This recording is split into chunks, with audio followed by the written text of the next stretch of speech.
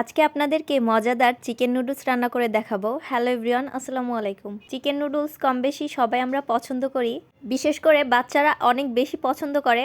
আজকে আমি আপনাদেরকে খুব সহজভাবে চিকেন নুডলস রান্না করে দেখাবো। চিকেন নুডলস রান্না করার জন্য প্রথমে আমি একটা পাতিলে পানি বসিয়ে দিয়েছি। পানিটা গরম হলে এর ভিতর নুডলস দিয়ে দেব। আজকে আমি যেই নুডলসটা রান্না করব তা হলো কোকোলা ফ্যামিলি প্যাক যেই নুডলসটা পাওয়া যায় সেটা। আমি এখানে 4টা নুডলস সিদ্ধ হতে দিয়েছি। প্রায় 3 থেকে 4 মিনিট নুডলসটা সিদ্ধ করার পর যখন দেখবেন 70% হয়ে গিয়েছে, এ পর্যায়ে আমি নুডলসটা চুলা থেকে নামিয়ে ঠান্ডা পানি দিয়ে ধুয়ে পানিটা ঝরিয়ে নেব।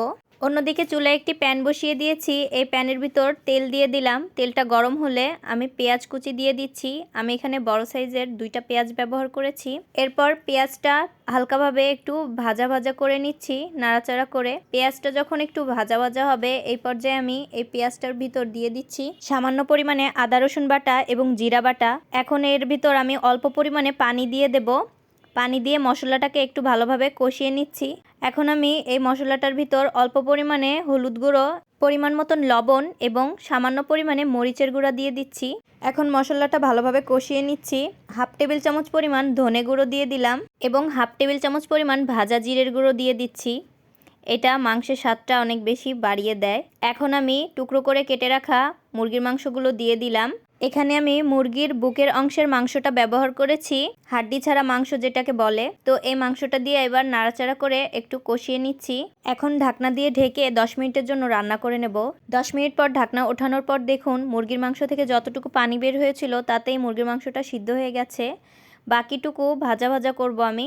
এই পর্যায়ে মাংসটার ভিতর আমি সবজিগুলো দিয়ে দিচ্ছি। আমি এখানে একটা আলু কুচি করে নিয়েছি এবং একটা গাজর কুচি দিয়েছি এবং 3 থেকে 4টা কাঁচামরিচ কুচি করে নিয়েছিলাম। এখন এই সবজিটা আমি মাংসটার সাথে একটু নাড়াচাড়া করে 5 মিনিট মতো ভাজা ভাজা করে নিচ্ছি। 5 মিনিট মতো অনবরত নাড়তেই থাকবেন, না হলে তলায় লেগে যেতে পারে।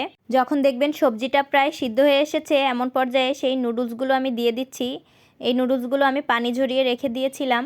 নুডলসটা দেওয়ার পর আমি এখন মশলাটা দিয়ে দেব।